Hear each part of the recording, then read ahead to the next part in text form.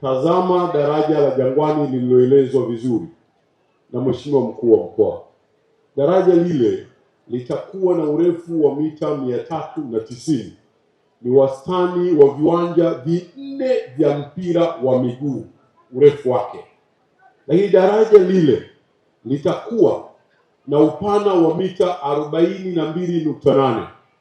Maana yake ni kwamba karibu nusu ya uwanja wa mpira magari yatakuwa yakipishana mahala pale. Mheshimiwa Waziri Mkuu, urefu kutoka chini kwenda juu wa daraja lile ni mita 15.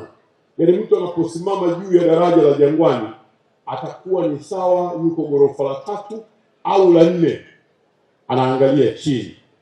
Ile habari ambayo tulikuwa tumeizoea watu wa Dar es Salaam ya kwamba Jangwani pamekatika, vyombo vya habari vinaandika, imekwenda kumalizwa na si mwingine bali Jemedari Daktari Samia Suluhu Hassan. Lakini kama haitoshi, Mheshimiwa Waziri Mkuu, tunao mradi ambao unakwenda kukamilika sasa.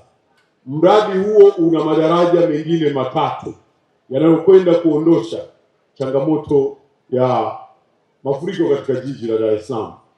Kule Boko Basihaya ambao ni katika eneo hili la Dar es Salaam, uko mradi mkubwa wa ujenzi wa mifereji mikubwa, fedha ya Kitanzania jumla ya shilingi bilioni 57 inakwenda kuondosha kabisa mafuriko ya kule Boko Basihaya.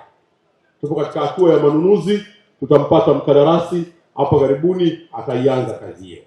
Lakini Mheshimiwa Waziri Mkuu, tunayo mradi wa Mzinga kule Kongowe, tunao mradi wa Mpiji chini, tunao mradi wa Ununio, yote inaenda kuondoa mafuriko katika Dar es Salaam. Na hii jumla yake ni bilioni 46.5. Hii ulioikagua leo Kigogo na Mkwajuni ni jumla ya fedha shilingi bilioni 28.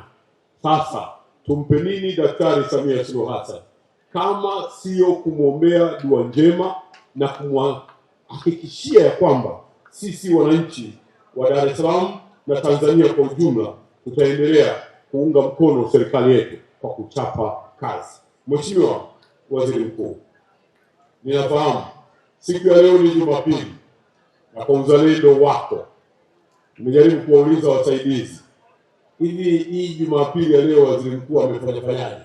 Mmoja katika wasaidizi amening'ata sikio, ananiambia umeamkia kanisani saa 12.